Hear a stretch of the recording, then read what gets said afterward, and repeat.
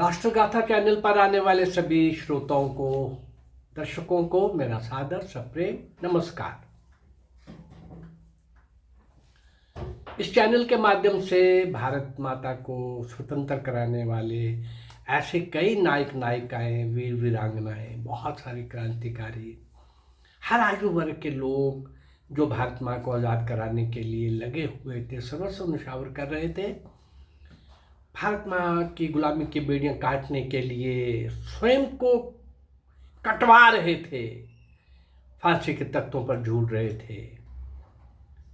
काला पानी, cellular jail, Andaman की घोर नारकीय जेलों के अंदर रह रहे थे। 90% लोग वापस नहीं आए और जेलों के अंदर लंबी कठोर यातनाएं सहने वाले, वहीं पर दम तोड़ने वाले, ऐसे एक नहीं अनेक, अरे 1400-1500 क्रांतिकारियों को 560-65 एपिसोड के अंदर 1500 से ऊपर क्रांतिकारी तो जीवंत ढंग से मैं आपके सामने ला चुका हूं। वो अज्ञात हैं, उनको इतिहास में कहीं कोई स्थान नहीं मिला। 2-3 साल पहले मेरे मन में एक पीड़ा सी थी कि इन सब महापुरुषों को, नायक नायिकाओं को, सभी को श्रद्धांजलि दी जाए, स्मरण किया जाए और आज की पीढ़ी के सामने उनके वीर शौर्य और वीरता के बड़े बड़े कारनामे रखे जाएं। वो आदर्श पुरुषों को, उन बलिदानियों को, उन कुर्बानियों को सबके सामने लाया जाए। उसी लड़ी में, छड़ी में, उसी कड़ी में, श्रृंखला में मैं श्री राम प्रसाद बिस्मिल आपके सामने लाया हूँ। 5 एपिसोड दिए हैं, आज मैं 6ठा एपिसोड देने लगा हूँ। बीच में प्रवास के कारण कुछ दिन का गैप आ जाता है। प्रवास के अंदर मेरे लिए ये संभव नहीं होता कि मैं इस प्रकार का वीडियो बना के आप तक ला सकूं। चलिए, राम प्रसाद बिस्मिल के 5 एपिसोड के अंदर आपने देखा वो किस प्रकार से, कहाँ से उनकी यात्रा शुरू हुई और वहाँ तक पहुँचे होंगे कि जब अरेस्ट करने के लिए उनके घर में पुलिस पहुंची तो कैसे उन्होंने कुर्ता खोला हुआ था, कुर्ते की जेब में पत्र था। जब चले, कुर्ता पहना, जेब में हाथ डाला तो पुलिस वाले ने कहा जेब में क्या निकालो, तो उसने कहा कुछ नहीं, पत्र है, रात को लिखा था, सुबह मुझे डाक में डालना था तो आपने पकड़ लिया तो आप डाल लेना। बड़ा लाइटली सा कि पुलिस वाला कहेगा कि हाँ हाँ ठीक है रहने दो, पर पुलिस वाले ने वो पत्र पकड़ लिया और उस पत्र को आधार बनाकर बहुत सारी गिरफ्तारियां हुई। काकोरी डकैती में वैसे तो कुल 10 क्रांतिकारी ही शामिल हुए थे, पर गिरफ्तारियां 40 से भी ऊपर हो गई। क्रांतिकारियों के साथ पोस्ट बॉक्स भी गिरफ्तार किए गए। अब आपको हंसी आएगी, पोस्ट बॉक्स को कैसे कोई गिरफ्तार करेगा? पोस्ट बॉक्स उनकी भाषा में उस समय वो लोग थे जो क्रांतिकारियों के पत्रों का आदान प्रदान करते थे, ले जाने का, लाने का काम करते थे।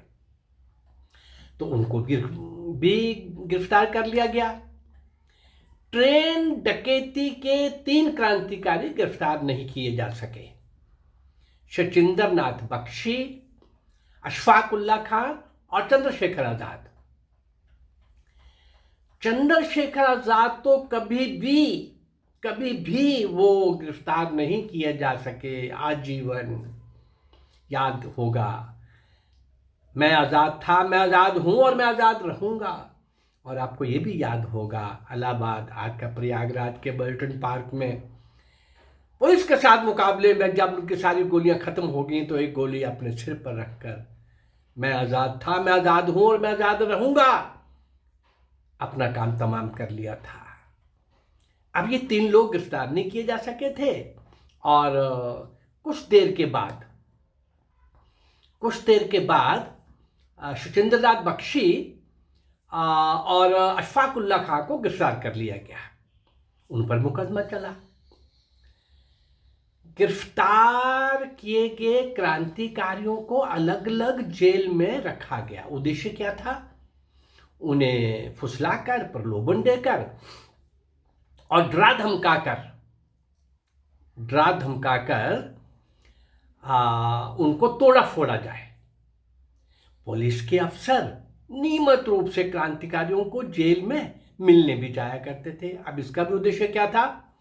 बस एक क्रांतिकारी को मिल करके पता नहीं उन्होंने क्या बोल दिया होगा मेरे साथी ने, और ये भी इंप्रेशन देते थे उसने तो कुछ बता ही दिया है, आप बताओ ना बताओ हमको तो पता चल ही रहा है, वगैरह वगैरह। ये पुलिस टैक्टिक्स होते हैं। जब मैं इमरजेंसी में 19 महीने अंडरग्राउंड था, आखिर तक पकड़ा नहीं गया, पर मेरे साथियों से मुझे सारी बातें पता चलती थी। लास्ट में जम्मू कश्मीर में एक मैं ही रह गया था जिसके मीसा के वारंट थे और पकड़ा नहीं गया था। चलिए, ऐसा पुलिस के टैक्टिक्स सभी लोगों को जो इन कामों में होता है पता होते हैं।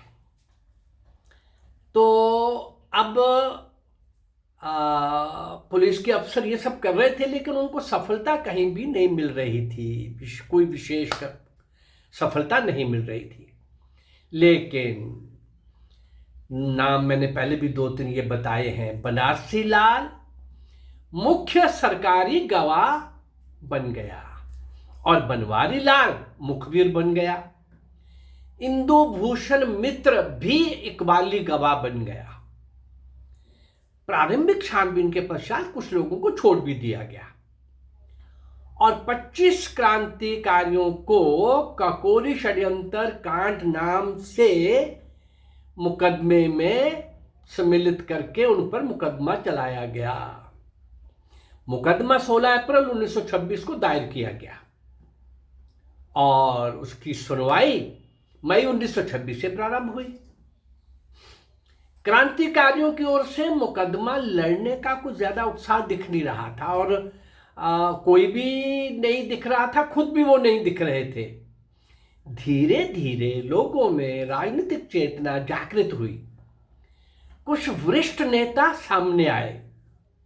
पहली बार क्रांतिकारियों के समर्थन में जो लोग सामने आए वो थे पंडित मोतीलाल नेहरू, गणेश शंकर विद्यार्थी, शिव प्रसाद गुप्त, श्री प्रकाश और आचार्य नरेंद्र देव मुख्य थे जो लोग इनके समर्थन में आए। एक विचार ये था कि क्रांतिकारियों की ओर से मुकदमा लड़ने की जिम्मेदारी लखनऊ के प्रसिद्ध वकील श्री जगत नारायण मुल्ला को दी जाए, लेकिन सरकार ने इस बीच में चालाकी की। उस प्रसिद्ध वकील को पदोन्नत करके और उसको सरकारी वकील की सेवाएं, सरकारी वकील बना करके उसकी वो सेवाएं लेनी आरंभ कर दी। जिस मुकदमे के लिए ये लोग चाह रहे थे उसी मुकदमे के लिए सरकारी वकील जगत नारायण मुल्ला को खड़ा कर दिया गया। मुकदमा 1.5 वर्ष चला। सरकार की ओर से प्रतिदिन मुल्ला को, जगत नारायण मुल्ला को 500 रुपया रोज और उसके बेटे को प्रतिदिन 200 रुपया देती रही। क्रांतिकारियों की ओर से भारत मां के कुछ सपूत वकील गोविंद बल्लभ पंत, चंद्रबानु गुप्त, मोहनलाल सक्सेना, अजीत प्रसाद जैन, गोपीनाथ श्रीवास्तव, R.M. बहादुर जी तथा कलकत्ता के प्रसिद्ध बैरिस्टर B.K. चौधरी मुकदमा लड़ रहे थे। मुकदमे के दौरान सभी क्रांतिकारियों को लखनऊ लाकर एक ही जेल में रखा गया, लेकिन शचीन्द्रनाथ सान्याल को भी इस मुकदमे में घसीटा गया। बख्शी तो थे ही शचीन्द्रनाथ सान्याल, इनको भी मुकदमे में घसीटा गया और 1924 में गिरफ्तार किए गए जोगेश चंद्र चटर्जी को भी लखनऊ लाकर ककोरी षड्यंत्र केस में कांड में सम्मिलित करके उन पर भी मुकदमा चलाया गया इसी के अंतर्गत, जबकि उन दोनों का इस कांड के साथ ककोरी षड्यंत्र कांड में कोई संबंध नहीं था, दूर तक भी नहीं था। जेल का हमेशा ही ये नियम रहा है कि वो बिना लड़े क्रांतिकारियों को सुविधाएं नहीं मिलती थी, तो लखनऊ जेल में भी इन क्रांतिकारियों को सामान्य कैदियों की तरह जब रखा गया और जेल अधिकारियों के व्यवहार से दुखी होकर क्रांतिकारियों के द्वारा फिर निरंतर 16 दिन का अनशन हुआ और सरकार को झुकना पड़ा। कुछ सुविधाएं दी गईं, लेकिन मुकदमा खत्म होते ही सजाएं सुनने के पश्चात ये सुविधाएं वापस छीन ली गई। अनशन के कारण मुकदमे की कार्यवाही में भी कुछ विलंब हुआ। कुछ राहत क्रांतिकारियों को थी, कैसे? किनसे? जो जेलर महोदय थे, राय बहादुर चंपालाल, उनका व्यवहार इन क्रांतिकारियों के प्रति बहुत अच्छा था। कुछ समय के पश्चात वे रिटायर्ड होने वाले थे और वे किसी की बददुआएं लेने नहीं चाहते थे आखिर में। और वैसे भी इन सब क्रांतिकारियों का व्यवहार देख के कुछ आ गया होगा, प्रभु कृपा हो गई होगी। वो इस पक्ष में नहीं थे कि मैं बददुआ लेके जाऊं। क्रांतिकारियों को के प्रति बच्चों जैसा, अपने बच्चों जैसा स्नेह, प्यार और सुविधाएं भी दी उन्होंने। जेल में अखाड़ा खुदवा दिया गया कुश्ती वगैरह के लिए। कबड्डी का दैनिक अभ्यास भी वहाँ चल रहा था। इसके अतिरिक्त कैरम और शतरंज भी खेलने की सुविधाएं क्रांतिकारियों को जेल में मिल रही थीं। इनके कारण, चंपालाल के कारण, राय बहादुर चंपालाल के कारण। और सबसे बड़ी बात, गाने बजाने के लिए उनको हारमोनियम रखने की सुविधा भी प्रदान कर दी गई। क्रांतिकारियों को जेल अब क्लब जैसा दिख रहा था, लेकिन लखनऊ जेल में रहते हुए क्रांतिकारियों के मन में एक विचार आया, योजना बनाई। क्या? कि राम प्रसाद बिस्मिल को जेल से भगा दिया जाए। हमारे नेता हैं, ये जेल में ज्यादा देर नहीं रहने चाहिए। लोहे की छड़ियां भी मंगवा ली गईं। लोहे की छड़ियां काटने के लिए आरी मंगवा ली गई और बड़ी युक्ति पूर्वक छड़ें काट भी दी गई, काट भी ली गई। कुछ सोच विचार कर राम प्रसाद बिस्मिल ने ही भागने से इनकार कर दिया। क्या मन में आया कि अगर मैं भागा तो ये मित्र जो साथी मेरे हैं क्रांतिकारी, इनके साथ बेईमानी होगी। जो नहीं भागेंगे उनके साथ तो फिर बेईमानी होगी ना। मैं निकल गया और वो सजा के लिए, फांसी के लिए यहां बैठे हुए हैं, कष्ट के लिए। हाँ, सबसे बड़ी बात एक और आ गई कि राय बहादुर चंपालाल का ख्याल आता था कि भाई उसने कितना बड़ा विश्वास किया हम पर, कितनी सुविधाएं, कितना प्यार। उसके साथ विश्वासघात हो जाएगा। सरकार तो उसको पूछेगी ना, तू जेलर क्या कर रहा था?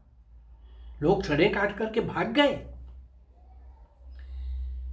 भागने के कई अवसर मिले भाई राम प्रसाद बिस्मिल को।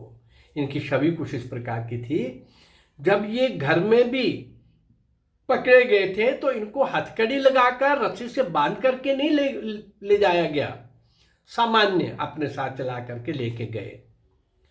एक नहीं अनेक अवसर मिले इनको, क्योंकि इनके ऊपर को बहुत ज्यादा इनका छवि और विश्वास इस प्रकार का बना हुआ था कि ये बहुत कर्मठ हैं, नैतिकता वाले हैं, ईमानदार हैं, क्रांतिकारी हैं। तो क्या हुआ, लेकिन ये कुछ भी ऐसा नहीं करेंगे जिससे कोई दूसरा संकट में पड़े। एक बार पुलिस वाले ले जा रहे थे, एक ही पुलिस वाला, यानी उनको लगता ही नहीं था खतरा राम प्रसाद बिस्मिल से। और जो क्रांतिकारियों का नेता था, काम करने का ढंग सबका अपना अपना था। अब चंद्रशेखर का मैंने पहले भी बताया था, अभी फिर मैं जब आपके सामने लाऊंगा, चंद्रशेखर की क्या उस्तादी थी। वो इतना व्यवहार कुशल था कि पुलिस स्टेशन में जाकर के पुलिस वालों से गप्पे मार के आ जाता था, और सेम डे जो घटना हुई होती थी उसका मुखिया वो होता था। ऐसा ही कुछ राम प्रसाद बिस्मिल का। राम प्रसाद बिस्मिल को जब एक पुलिस वाला ले जा रहा था, रास्ते में कहीं कुश्ती चल रही थी, वो रुक गया, देखने लग पड़ा, और देखते देखते आगे बढ़ता बढ़ता ना वो आगे चला गया। और देखते देखते वहां पर उसने देखा कि ये दीवार पर इसका हाथ था, ये दीवार पर चढ़ गया राम प्रसाद बिस्मिल। जब देखा कि वो पुलिस वाला, तो मुझे हथकड़ी भी नहीं लगी हुई, कोई रिस्ट्रिक्शन किसी प्रकार की नहीं है, और वो सो भी रहा है, ऊँघ रहा है बैठा बैठा। अब वो चाहते तो भाग सकते थे, लेकिन नहीं, ऐसा आ गया वो था मन के अंदर कि नहीं भाई, मुझे इस तरह से नहीं भागना। एक बार जब अशफाक उल्लाह खां को पुलिस पकड़ने गई थी, तो उसके बड़े भाई की बंदूक और कुछ कारतूस भी पुलिस ले आई थी। और कमाल देखिए, वो राम प्रसाद बिस्मिल के घर में रख करके, जब राम प्रसाद बिस्मिल को अरेस्ट करने गए, उसके घर में रख करके पुलिस अन्य काम कर रही थी। 2 दिन के बाद वो हथियार उसके घर से उठाए गए। यानी इतना विश्वास राम प्रसाद बिस्मिल के ऊपर।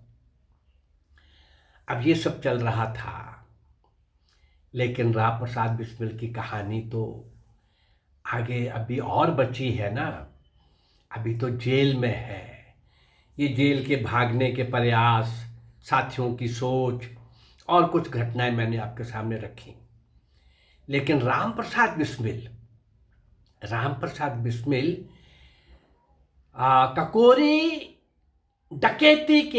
ककोरी ट्रेन डकैती के मुखिया, योजक, नियोजक, योजनाकार और आगे बढ़ करके सारा काम करने वाले और सफलतापूर्वक करने वाले। लेकिन अब वो पुलिस की गिरफ्त में थे, पुलिस को अपना काम करना था, राम प्रसाद बिस्मिल को अपना करना था, अपने साथियों का भी ध्यान रखना था।